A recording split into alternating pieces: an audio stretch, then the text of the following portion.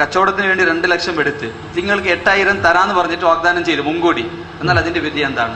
8000 എന്തിനു തരുന്നത്? Share business. നിങ്ങളെ 8000 തന്നെ തരാം. നിങ്ങൾ ഈ 2 ലക്ഷം ഒരാൾക്ക് കൊടുത്ത് കച്ചവടം ചെയ്യാൻ വേണ്ടി അവൻ പറഞ്ഞ മാസത്തിൽ 8000 വരെ തരാം ലാഭമായിട്ട്. മുൻകൂടി തന്നെ വാഗ്ദാനം ചെയ്ത് 8000 മാസത്തിന് ഞാൻ തരാം. ലാഭം ഇതിപ്പോ കളവല്ലേ പറയുന്നത്.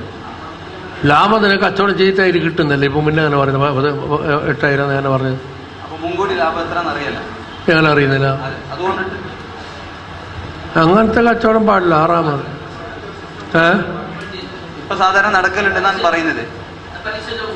പലിശയിൽ പെടുന്നു. അതായത് ഇപ്പൊ ജനങ്ങളുടെ ഇടയിൽ കച്ചവടം നടക്കലുണ്ട്. കച്ചവടമാക്കുന്ന ആളെ കയ്യിൽ പൈസ കൊടുക്കുക. എത്ര? 10 ലക്ഷം റുപ്യ അതിന് കൊടുക്കുമ്പോഴേക്ക് തന്നെ തീരുമാനം നിനക്ക് മാസത്തിന് 10,000 റുപ്യ തരുന്നു. ലാഭമെന്ന് പറഞ്ഞു. ലാഭത്തിന് ബഡ്ഡി. ആ ലാഭം എന്താണ്? ബഡ്ഡിയാണ്. കച്ചവടത്തിൽ പാർട്ട്ണർ ആവൽ അങ്ങനല്ല. ലാഭം കിട്ടിയാൽ ലാഭത്തിനും ഓഹരി പോകണം, നഷ്ടം വന്നാൽ നഷ്ടത്തിനും ഓഹരി. അതാണ് കച്ചവടം.